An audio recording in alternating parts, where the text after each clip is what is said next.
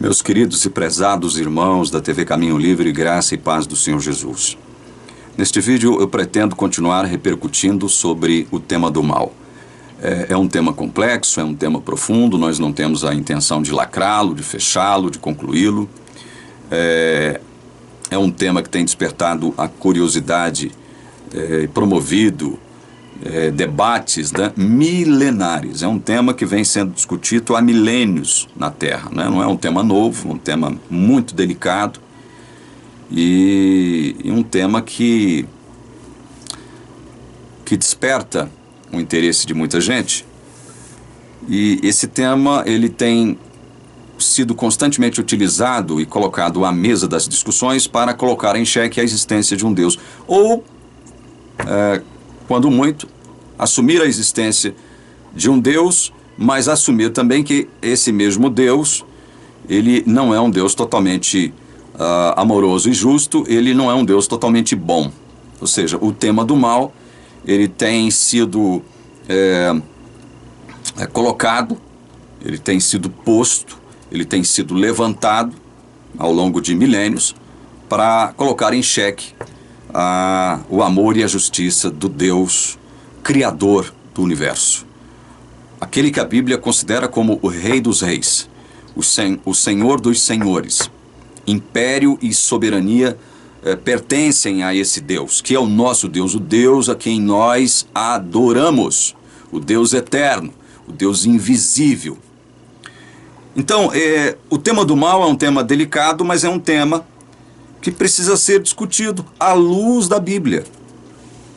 A Bíblia não dá desculpas, não emite nenhum tipo de pretexto para a existência do mal. A Bíblia simplesmente vai afirmar a existência do mal. A Bíblia não vai dar nenhum tipo de explicação para tentar defender Deus do mal que existe na Terra. Ela não vai dar nenhum tipo de explicação. Há perguntas que não podem ser respondidas por nós seres humanos. Não sabemos se Deus responderá muitas das perguntas que nós teríamos supostamente para fazer a Ele. Por exemplo, como que num ambiente de perfeição, que é o céu, um ambiente de santidade e pureza, como é que o mal se manifestou ali? Porque o mal se manifestou, evidentemente nós sabemos, se manifestou em Lúcifer, que era um anjo glorioso, de luz, talvez, quem sabe, o anjo mais lindo, mais bonito que Deus criou, né, em todo o universo. O colocou numa posição de liderança, deu-lhe a autoridade, e não havia nenhum resquício de imperfeição, de defeito ou de mal em Lúcifer. Então, é difícil ou até mesmo impossível nós assimilarmos isso. Como é que o mal surgiu no coração de Lúcifer? Evidentemente que tem muita gente que já elaborou aí uma espécie de tese, de teoria, tem muita gente que teria respostas para tentar solucionar esse esquema. Deus não trata dessa questão na sua palavra. Deus não procura responder esses questionamentos que nós fazemos em sua palavra. Nós temos que ter cuidado ao tratar desse tema, porque, como eu disse, é um tema que envolve a pessoa de Deus, sua santidade, sua personalidade santa e justa, seu caráter santo e justo. Então nós temos que lidar com esse tema com muito cuidado, mas não nos esquecendo de que não há nenhum ser, nenhuma entidade cujo poder se iguale a Deus ou supere o poder de Deus. Nós temos que entender isso. Deus é o Deus onipotente. Não há nenhum poder igual ao dele, nem superior ao dele. Ele é todo o poder, toda a autoridade reside nele. Todo o poder reside nele. Império e soberania pertencem a esse Deus. Nós não podemos nos esquecer disso. Então, nós não podemos lidar com Deus como se Deus fosse um Deus fraco, um Deus que de algum modo, ele se impede, se auto-impede de agir, porque esse mesmo Deus determinou, supostamente possa ter determinado, que a vontade humana, ou seja, o suposto livre-arbítrio humano, tem preeminência diante de sua santa e bendita vontade. Ou seja, existe a grande parcela do cristianismo crê nisso que eu acabei de afirmar agora, porque crê na existência do famigerado livre-arbítrio. E em nome desse famigerado livre-arbítrio, boa parcela dos cristãos crê que, a maioria absoluta dos cristãos, crê que Deus, ele fica impedido de agir diante do livre-arbítrio humano. Eu assisti a um vídeo tempos atrás, onde o Dr. Rodrigo Silva, tentando explicar para uma classe de estudantes, explicar por que Deus endureceu o coração de Faraó. Evidentemente que ele se utilizou de vários pretextos, várias desculpas esfarrapadas, fez muitos malabarismos com a língua hebraica. E aí uma das coisas que me chamou a atenção, que ele disse, foi o seguinte: Deus não duela consigo mesmo. Explicando a questão do livre-arbítrio, a soberania de Deus, Deus não duela consigo mesmo. Eu fiquei tentando, meu Deus, tentando entender. Deus não duela consigo mesmo. Como Deus não duela consigo mesmo? Em que aspectos? E o que significa isso? O que isso quer dizer? Quer dizer que o livre-arbítrio humano tem preeminência diante da vontade soberana desse Deus soberano, que é onipotente. Quer dizer que o livre-arbítrio humano tornaria esse Deus no qual nós cremos ser toda a autoridade, todo o poder, o Deus onipotente, a quem ninguém pode ser igualado, com quem ninguém, ninguém pode se igualar a ele. Então nós temos que entender que esse Deus, diante do livre-arbítrio humano, ele fica impedido de agir. Ele fica impedido de agir. E impedido de agir, ele não vai duelar.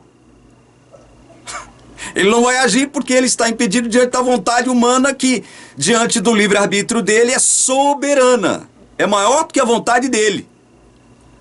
Isso é uma das coisas mais estúpidas que o cristianismo poderia produzir. É uma das coisas mais ridículas que o cristianismo poderia propugnar ao mundo, como sendo verdade procedente da palavra de Deus.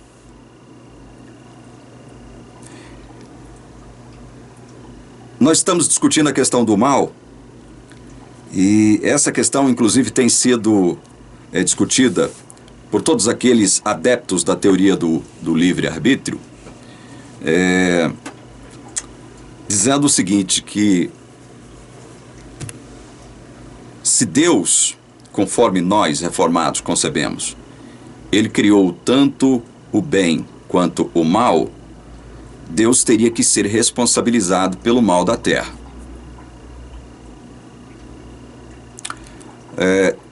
Se esquecendo de que o mal, Deus criou o mal, mas quem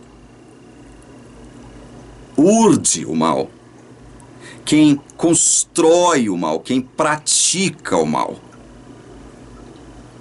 quem lida diretamente com o mal, são as criaturas de Deus. Nós temos que fazer uma pergunta com base naquilo que nós... Uma pergunta não, várias perguntas. Aliás, nós temos que fazer as perguntas em relação a esse tema com base naquilo que a Bíblia afirma como verdade absoluta. Nós não podemos fazer questionamentos em relação a esse tema tomando como base coisas relativas. Então nós temos que assumir e fazer os nossos questionamentos com base naquilo que a Bíblia diz, afirma como verdade absoluta. E uma verdade absoluta que nós precisamos ter em mente é que Deus é soberano. Isso ninguém discute. Nem reformados, nem católicos, nem evangélicos, arminianos, pelagianos, ninguém discute. Deus é soberano. O que significa isso? Todo poder emana dele, não há ninguém maior do que ele, e nenhum poder, nenhum ente, nenhuma entidade que se iguale a ele em poder. Deus não é fraco. Deus não é impotente. E Deus é onisciente. Ele possui o atributo, e esse atributo é incomunicável, ele não pode comunicar esse atributo às suas criaturas, é um atributo que pertence somente a Deus. Ele possui o conhecimento de tudo, sabe de tudo, nada escapa ao conhecimento de Deus. Ele é onisciente. Já tem uma parcela de cristãos arminianos negando isso. Eu mesmo estive reunido alguns anos atrás com um grupo de dissidentes da Igreja Adventista que, além de não crer mais na personalidade do Espírito Santo, não criam também na onisciência de Deus. Eu fiquei estupefato quando eu me vi diante dessas pessoas que afirmavam que Deus não é onisciente. Mas a Bíblia, ela deixa isso como um fato, uma verdade absoluta, que não pode ser negada, uma verdade que não pode ser negada. Deus é onisciente.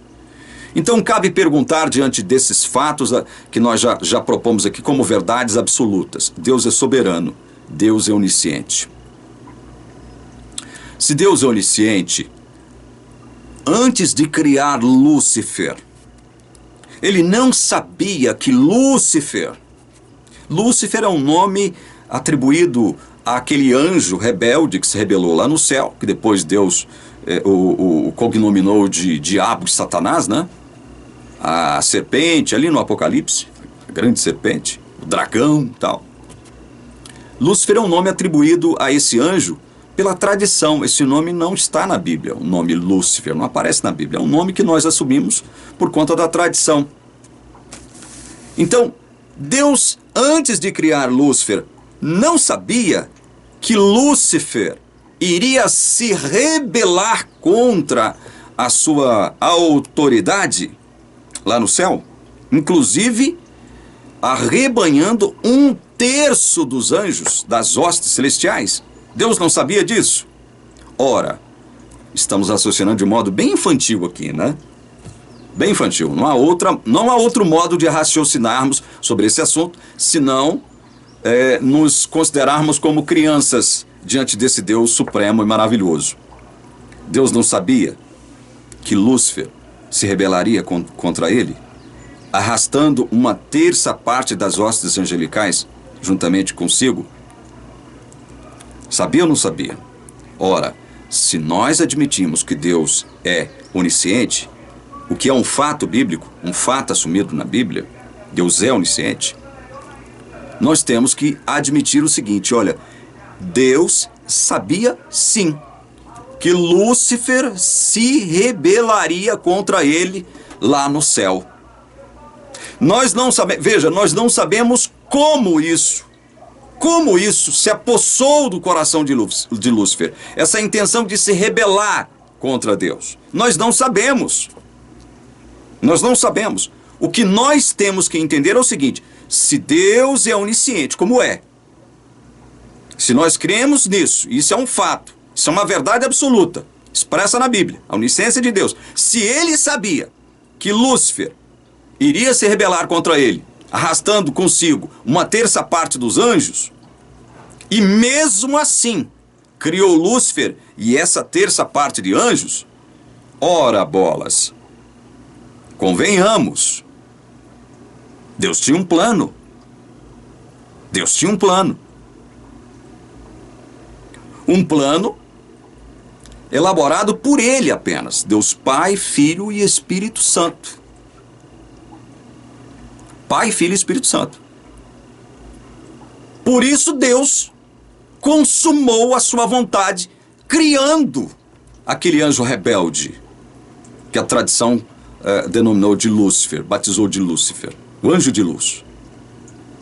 O líder das hostes angélicas no céu.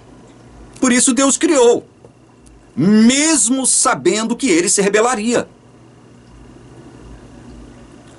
Para nós, veja bem, para nós, isso, como eu disse, isso não é passível de assimilação, de compreensão.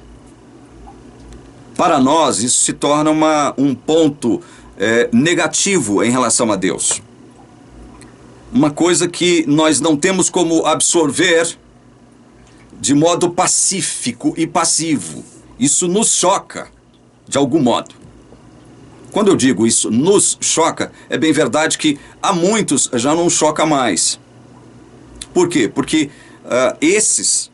a quem esse fato que eu acabo de expressar aqui não causa, não produz nenhum tipo de choque espiritual, emocional, é porque já sabem que por trás da criação de Lúcifer, que se tornaria rebelde depois, e dessa terça parte de anjos, que também se rebelaria contra Deus, há o quê? Uma vontade soberana, um plano, um projeto que teria que ser desenvolvido não segundo a vontade das criaturas de Deus, mas segundo a vontade desse próprio Deus. Havia um plano.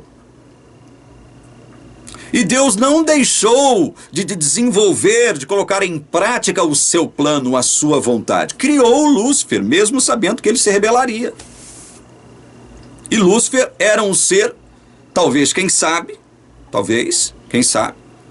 o anjo mais lindo, mais bonito, mais glorioso, mais perfeito de toda a hoste angélica. Eu não quero aqui, veja bem, eu não quero dizer que os demais anjos não eram lindos, bonitos e perfeitos, não é isso.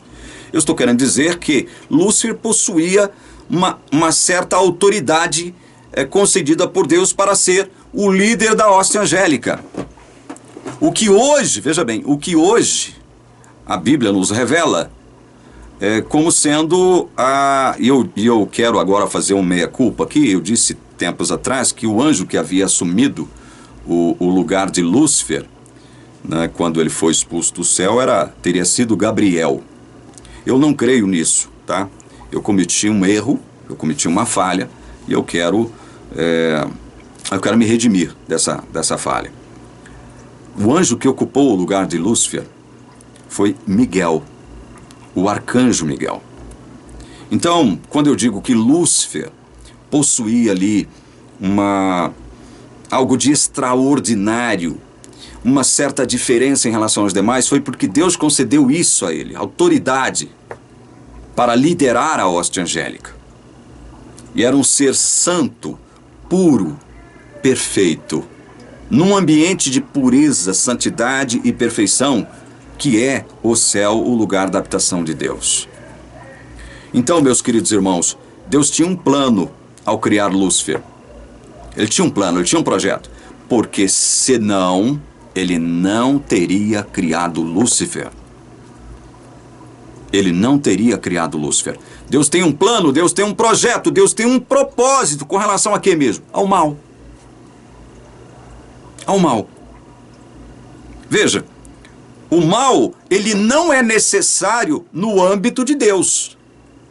Eu tenho estudado esse tema já há alguns anos, tenho lido vários livros que tratam desse tema há alguns anos, e tenho estudado livros sob a ótica calvinista, sob a ótica reformada. Estudado esse tema sob a ótica reformada, sob a ótica calvinista. O mal não é necessário para Deus. Deus não necessita do mal. Ele conhece o bem e o mal como Deus que ele é. Agora, Deus nunca experimentou em si mesmo, em sua essência divina, o mal. O mal não reside em Deus. Por isso que é uma coisa meio complexa para nós entendermos. A Bíblia diz que Deus criou o mal. Isaías 45, 7. Deus, de forma ativa, criou o mal. Ele decretou permitir a existência do mal. Estou falando de modo técnico aqui agora. Decretou permitir a existência do mal. Quando mesmo? Quando ele criou Lúcifer. Quando ele criou esse anjo perfeito, esse anjo de luz, a quem ele deu liderança e autoridade lá no céu, ele cria o mal ali, meus queridos irmãos. Ele cria o mal. Agora, devemos responsabilizar Deus pelo mal? Então Deus é o responsável pelo mal? Não, não é. Isso parece uma contradição, não é verdade? Parece uma contradição. Mas veja, nem nós calvinistas, nem os arminianos, nem os católicos estão isentos de se colocarem nessa questão como, eu estou analisando a coisa do ponto de vista humano, como incoerentes.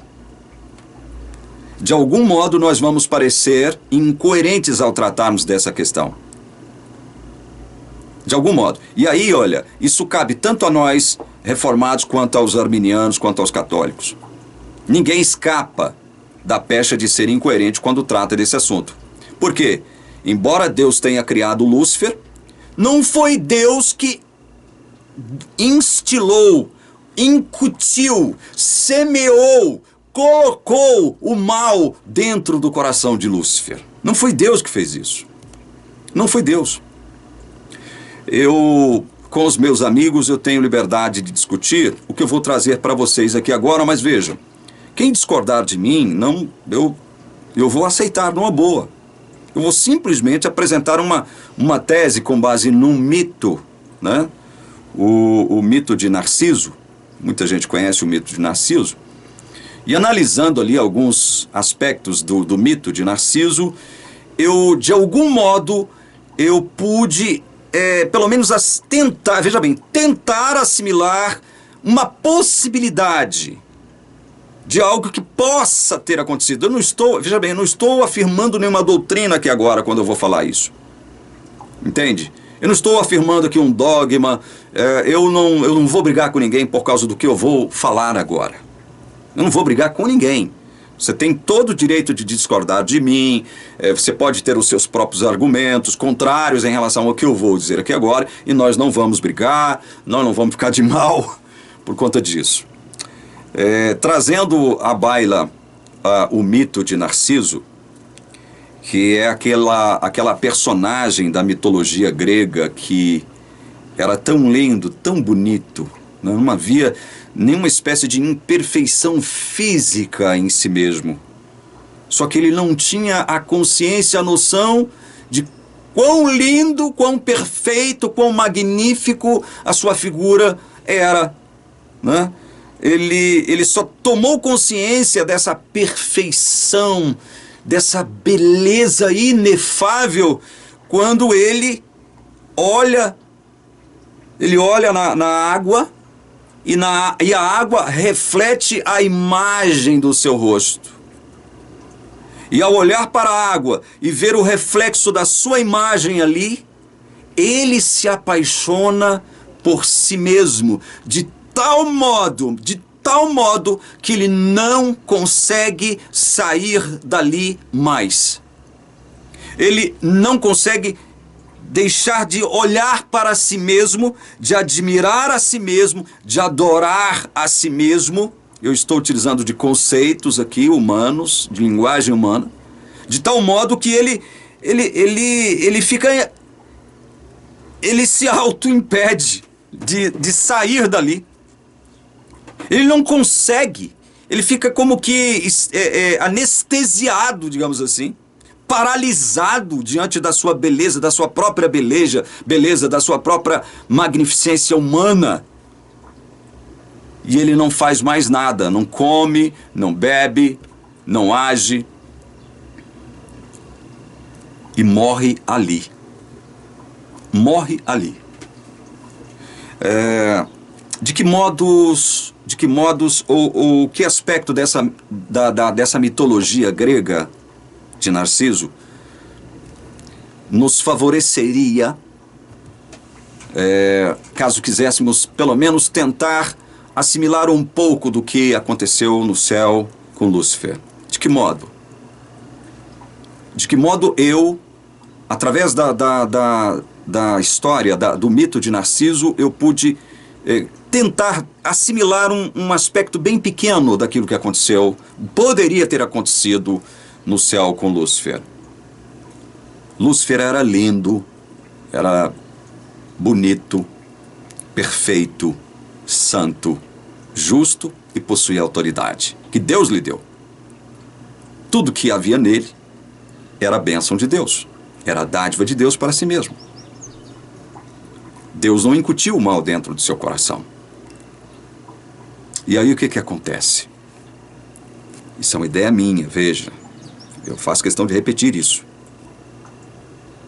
Quem foi que criou a hóstia angélica? Pai, Filho e Espírito Santo. Alguém poderia responder. A resposta está correta? Correta. Especificamente quem se apresenta para a hóstia angélica como a personagem responsável pela sua criação? O Filho. O Filho. A quem nós conhecemos como Jesus. O Jesus pré-encarnado.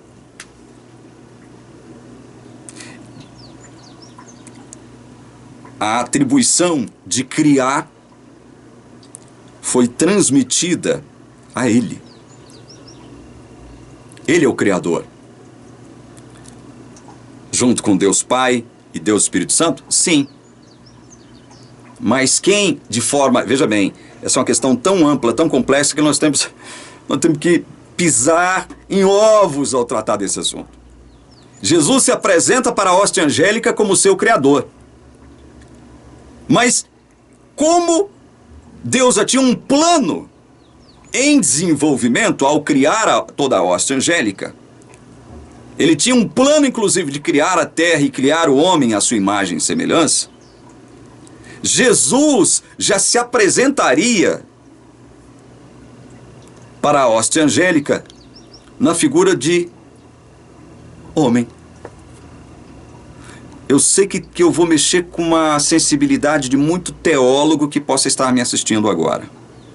Por isso eu disse que, com todo respeito a você que vai discordar de mim, eu vou discutir isso, eu estou respeitando o seu ponto de vista, que possivelmente possa ser contrário ao meu. Mas veja, eu não estou dizendo que Jesus era uma figura humana ali, ele já possuía todas as características e a essência humana. Não. Eu estou dizendo que Jesus se apresenta na forma humana, como filho. E na forma humana, como aquele que é o primogênito, né, da criação de Deus. Estou levando em conta todas as características que a Bíblia atribui a Jesus pré-encarnado, tá? Mas não estou querendo dizer que Jesus possuía essência humana ali. Não é isso que eu estou dizendo. Mas que ali, ainda na eternidade, ele se apresenta na forma humana. E enquanto ele se apresenta na forma humana e senta-se no trono como Rei dos Reis, Senhor dos Senhores e Criador, Lúcifer, em relação a ele, se considera como?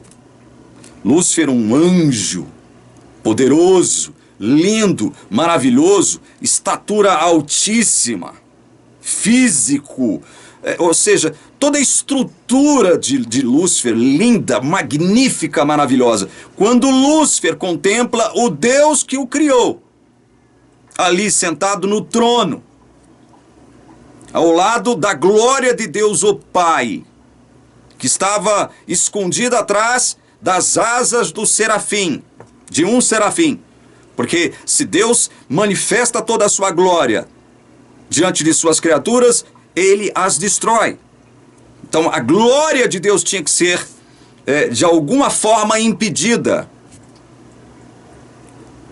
E quando Lúcifer então olha para o trono, vê lá a glória de Deus Pai, o Espírito Santo invisível, é o Deus invisível, né, da história bíblica, e Jesus ali, Jesus pré-encarnado, em figura humana, como primogênito da criação de Deus. Vejam, isso aqui é uma teoria, tem que sempre estar pisando em ovos e dizer, isso aqui é uma teoria minha. Lúcifer então se considera superior a ele. E Lúcifer olha para si mesmo e depois vai discutir com os anjos. Vejam, eu sou superior a ele. Eu tenho mais magnificência do que ele. Eu deveria estar ali, no lugar dele. Eu sou maior do que ele. Eu tenho mais luz do que ele. Eu tenho autoridade. Ele é inferior a mim. Eu quero ocupar o lugar dele. É justo que eu ocupe o lugar dele. Porque eu sou santo, puro. Tenho mais glória do que ele. Maior estatura do que ele. Eu mereço estar ali, no trono dele. Veja, gente, isso aqui é uma teoria. É uma tese. E por conta desse desejo incontido de ocupar o trono que Jesus, o Jesus pré-encarnado, ocupava, é que todo mal, ele floresce, ele nasce. O mal nasce aí, desse orgulho luciferiano, de se auto-enxergar como mais belo, mais magnífico, superior ao Jesus pré-encarnado. E por isso ele ambiciona o trono de Jesus. Eu tenho que participar da divindade. Eu tenho todos os atributos. Lúcifer pensava isso. Ele pensava assim. De forma equivocada, obviamente. Ele pensava que ele possuía atributos da divindade. É óbvio que ele possuía um conceito, um autoconceito exagerado acerca de si mesmo. Então veja, o mal nasce nesse momento. O mal nasce nessa circunstância. O mal nasce. Não foi Deus que incutiu o mal em Lúcifer. O Deus não pode ser responsabilizado pelo mal de sua criatura e depois, quando Lúcifer arrebata a mente e os corações de uma terça parte dos anjos, Deus também não poderia ser responsabilizado pelo mal dessa terça parte de anjos, que agora acompanha Lúcifer em sua ideia de megalomania angélica, digamos assim, de querer ser Deus, porque pensava possuir atributos divinos. Deus não pode ser responsabilizado por isso. Deus criou o mal? Sim, ele criou o mal porque ele criou Lúcifer. Ele criou a terça parte dos anjos, nos quais o mal se manifestou de modo primordial, na eternidade pretérita. Assim como na terra, o mal se manifesta não através do próprio Deus, mas através de suas criaturas. Através de suas criaturas. Deus, então, veja bem. Deus, ele decretou permitir a existência do mal, sim. Mas porque sempre teve e tem um propósito em relação a isso. Ele, no entanto, não pode ser responsabilizado pelo mal, porque quem pratica, digamos assim, o mal, são suas criaturas. Suas criaturas. Para encerrar esse vídeo, que já está longo, eu quero ler um texto que está aqui em Samuel, 1 Samuel capítulo 15, versos de 1 a 3.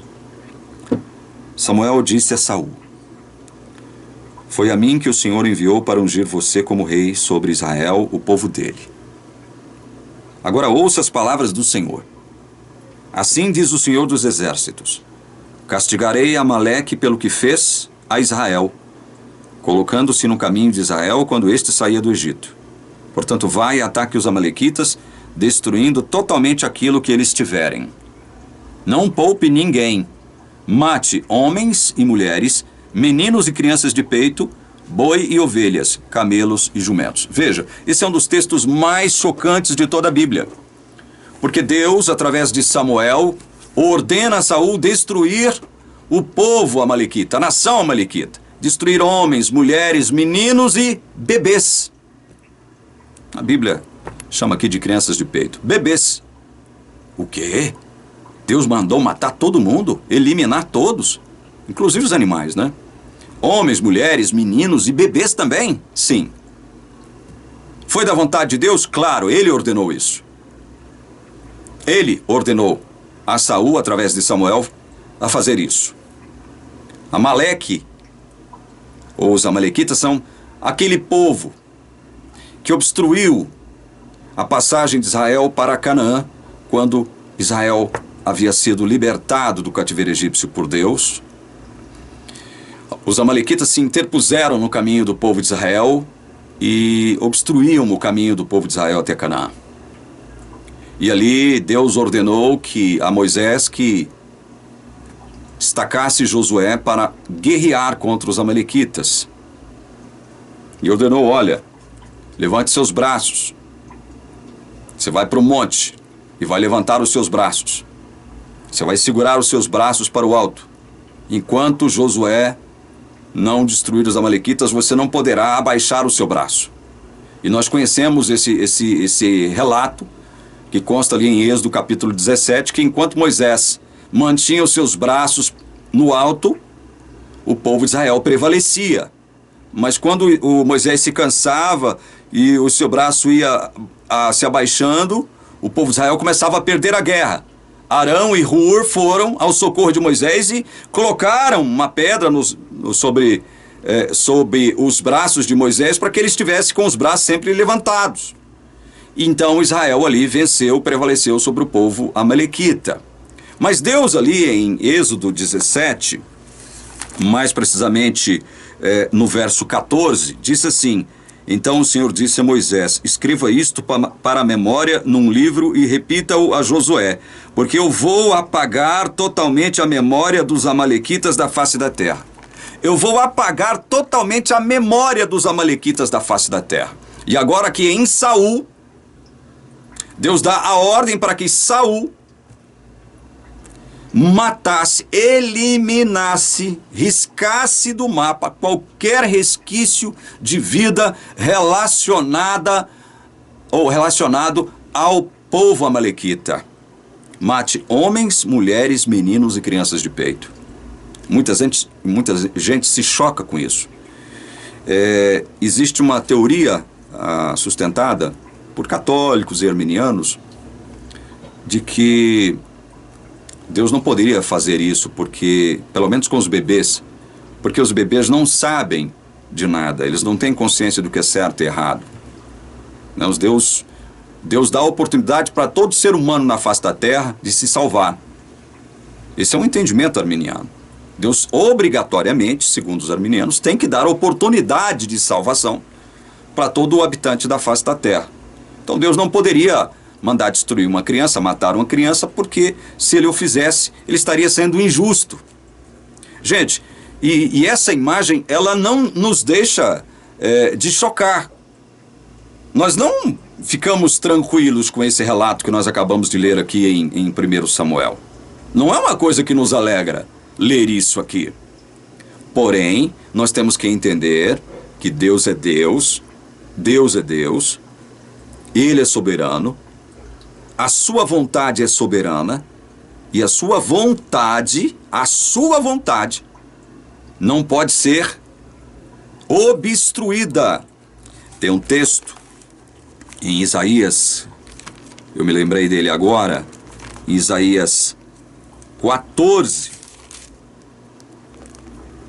versos 24 e 27, eu leio. O Senhor dos Exércitos jurou dizendo: como pensei, assim será, e como determinei, assim acontecerá. Verso 27. Pois o Senhor dos Exércitos o determinou. Quem poderá invalidá-lo? Se a mão dele está estendida, quem a fará voltar atrás? Veja, ninguém pode obstaculizar a vontade de Deus. Ninguém pode obstruir a vontade de Deus, a vontade soberana de Deus. Deus tinha um projeto para o seu povo, para que através do seu povo toda a terra fosse abençoada. isso não quer dizer que Deus tinha um projeto de salvação, de redenção para cada pessoa do planeta, cada pessoa do mundo, cada indivíduo da Terra. Isto, veja bem, isto é um fato que fica claro dentre muitos textos que nós poderíamos ler, com esse texto que nós acabamos de ler aqui em 1 Samuel 15, de 1 a 3. Deus manda destruir toda uma nação. Homens, mulheres, meninos, no caso, eu creio ser jovens, e bebês. Bebês. Manda eliminar da face da terra toda uma nação. Por que mesmo? Eu tenho certeza que uma das respostas para essa pergunta é que este mesmo povo, como outros que nós tomamos conhecimento através da Bíblia, fizeram oposição ao povo de Israel e oposição ao Deus de Israel lá na frente. Assim como hititas, filisteus e tantos outros povos se opuseram a Israel e tentaram destruir o povo de Israel lá na frente, os amalequitas seriam mais um desses povos que tentaria obstruir o plano de Deus através do seu povo. Então aqui Deus dá um exemplo de que ele, em relação aos amalequitas, não tinha nenhum plano de redenção, nenhum plano de salvação. Então é verdade que mandou destruir até os bebês, mandou matar os bebês. Isso nos choca? Pode nos chocar, sim.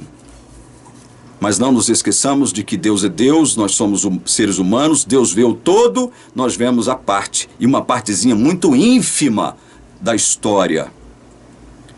Deus sabe de todas as coisas, nós sabemos, o que nós sabemos não passa de uma partícula atômica de poeira cósmica, diante desse Deus maravilhoso.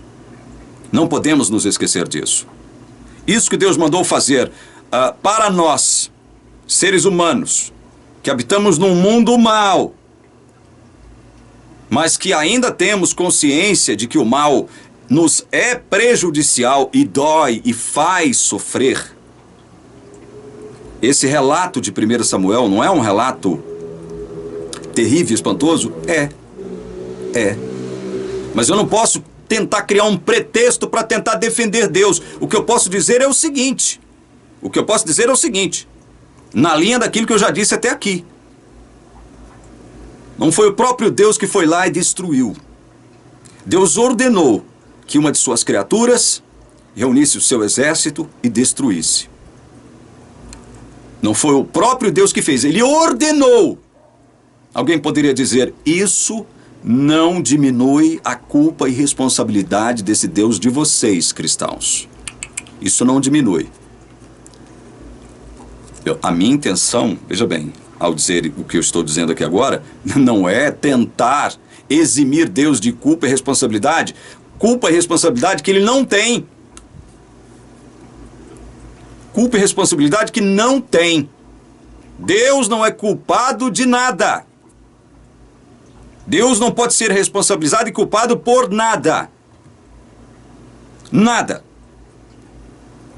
E aí, a elite intelectual, que possivelmente pudesse estar me vendo e assistindo agora, ouvindo eu falar aqui agora, com toda certeza diria, você é contraditório, você é ilógico e você é incoerente.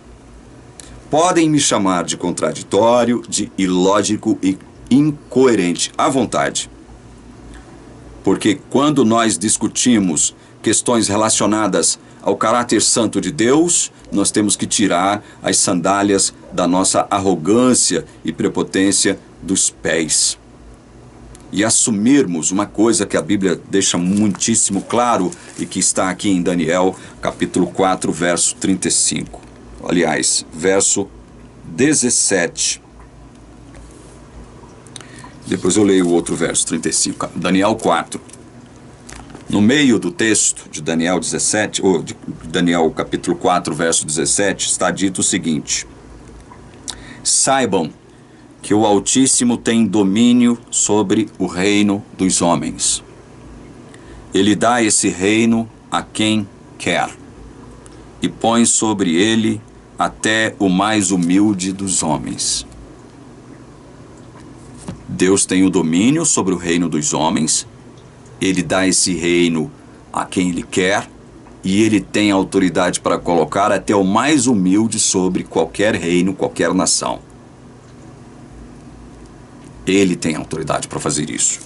E aí agora eu leio o verso 35. Todos os moradores da terra são considerados como nada, e o Altíssimo faz o que quer com o exército do céu e com os moradores da terra. Não há quem possa deter a sua mão, nem questionar o que ele faz. Não há quem possa deter a mão de Deus, nem questionar o que ele faz.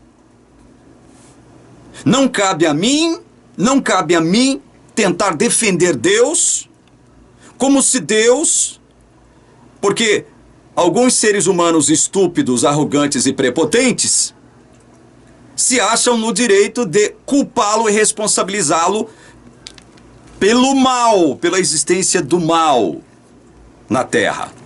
Não cabe a mim tentar aqui estabelecer algumas defesas, criar aqui argumentos e pretextos para tentar dar uma de advogado de Deus. Não, porque a palavra de Deus deixa bem claro aqui, não, ninguém pode questioná-lo.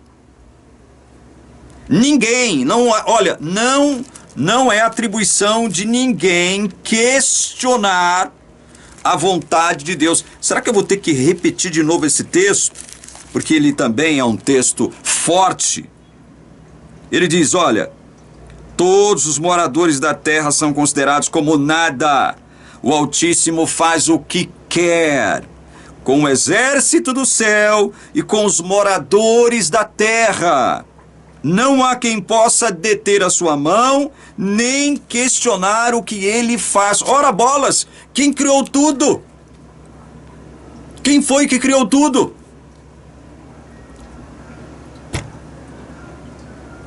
A quem pertence tudo? A quem pertence todas as coisas? Inclusive eu e você. Então a Bíblia não te dá autoridade para você questionar Deus. Você que é filho dele, você que se considera filho dele. Muitas coisas nós elas não conseguem chegar à nossa mente como coisas claras e fáceis de serem assimiladas e compreendidas. Elas escapam à nossa compreensão. É isso que nós estamos falando sempre aqui. Sempre. Mas quem é que criou tudo? A quem pertence todas as coisas? Então é ele que sabe o que é melhor. Ele que sabe. Inclusive por ter decretado permitir a existência do mal. Tem um texto relativo a uma parábola que se encontra em Mateus capítulo 20, verso 15, que diz assim, a parábola esse texto faz parte da parábola dos trabalhadores na vinha. Quando os trabalhadores questionam a autoridade do dono, do proprietário da vinha, em distribuir a mesma quantidade de dinheiro para os trabalhadores, em relação a quem uns trabalham menos, outros trabalharam mais. E o proprietário da vinha dá então uma mesma quantia para todos no final do dia. E tem gente que vai questionar isso com o proprietário da vinha. Senhor, eu trabalhei mais, eu cheguei aqui no início da manhã, estou trabalhando desde a manhã, estou aqui no final da tarde. Eu mereço receber mais do que aquele que chegou depois de mim, e do que aquele que chegou depois desse que chegou de mim. Teve gente que chegou no meio do dia. Esses trabalharam menos, esses deveriam ganhar menos. Né? Eu, que trabalhei mais, deveria ganhar mais.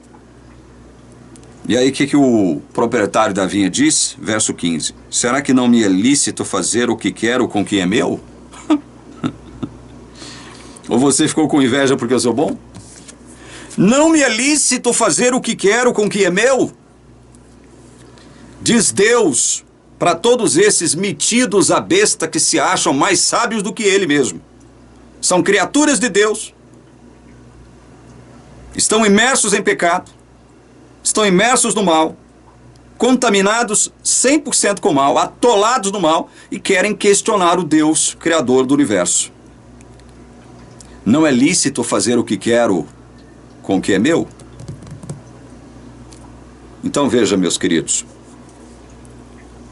o mal tem um propósito? Tem.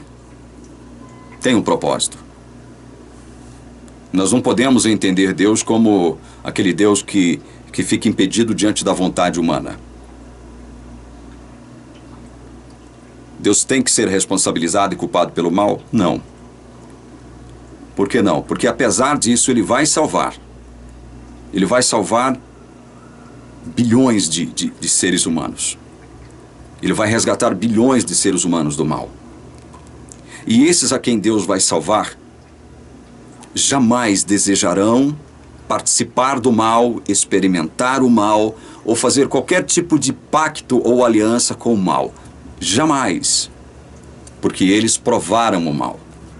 Se eles não tivessem provado o mal, se eles não tivessem experimentado o mal, se eles não tivessem sangrado, sofrido, sentido dor, chorado por conta do mal, eles não estariam preparados para viver num reino de perfeição e justiça, onde o mal não haverá, o mal será eliminado, o mal não existirá. Mas para eu me imunizar com relação ao mal, eu teria que experimentá-lo. Será que vocês não percebem isso? Isso não é uma coisa difícil da gente entender, especialmente nos dias de hoje. Porque para me imunizar em relação a algum mal, eu tenho que inserir um pouco de mal no meu organismo. Não é assim que funcionam as vacinas? Não é assim?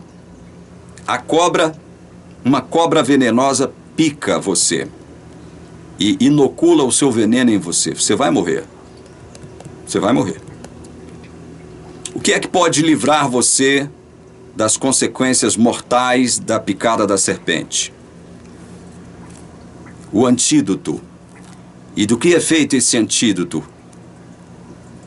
O antídoto que vai te livrar das consequências da picada da serpente, que é a morte, esse antídoto é feito com veneno, o mesmo veneno que a cobra inoculou em você. Esse antídoto é feito do mesmo veneno. Para te livrar do mal maior, você tem que receber um mal menor, que é o antídoto, que é a vacina. Tente fazer um paralelismo entre isso, que é uma coisa muito simples, com o que Deus planejou ao criar o universo, ao criar a Terra e ao nos criar. Eu vou encerrando esse vídeo, que ficou longo de novo, mas esse é um tema inesgotável e a gente, por mais que a gente tente lacrá-lo, a gente nunca irá conseguir. Mas saiba de uma coisa: Deus é um Deus de amor e é um Deus de justiça, sim. Somente os seres humanos são responsáveis pelo mal que eles produzem, pelo mal que eles praticam. Somente os seres humanos podem ser responsabilizados e culpados pelo mal que eles praticam.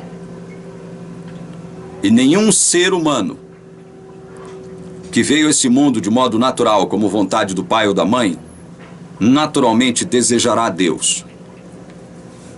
Pelo contrário, vai ter asco de Deus, será repelido pela ideia de Deus, será repelido pela presença e pela verdade de Deus. Nunca será atraído por Deus. Nenhum ser humano que nasce nesse mundo nasce com a possibilidade ou com a capacidade de desejar naturalmente Deus, de querer naturalmente Deus, de desejar fazer parte do seu reino, de viver com Deus. de aceitar Deus como o Senhor e Salvador da sua vida. Nenhum ser humano nasce com esse desejo. Portanto, nenhum daqueles que se perderão porque Deus, veja bem, de certo modo, tem que ser responsabilizado pela perdição deles, porque Deus não os elegeu. Eles nasceram em pecado. Nasceram como parte de uma raça condenada, como semente de uma raça condenada. E Deus não pode ser questionado porque Ele não planejou salvar cada indivíduo que Ele criou e colocou nesse planeta. Deus não pode ser culpado e responsabilizado por nada. Ele faz o que Ele quer, como diz Daniel 4:35, com os moradores da terra, porque a terra pertence a Ele. E você não tem o direito de questionar o que Ele faz, ou o que Ele deixa de fazer. E nem por isso você tem o direito de caracterizá-lo como um Deus mau, como um Deus injusto. Nós temos que entender que Deus tem um plano, Ele não revela todos os motivos pelos quais Ele faz ou permite que algo aconteça. Nós temos que entender isso. Ele é o dono, a Ele pertencem todas as coisas, e nós não temos autoridade para questioná-lo. Coloque-se nas mãos de Deus como um servo, como um ser mísero, pequeno, que nós somos, eu e você somos. E deixemos Deus guiar as nossas vidas, porque Ele sabe o que é o melhor para nós. Que Deus te abençoe e te guarde, te livre do mal, em nome de Jesus. Amém.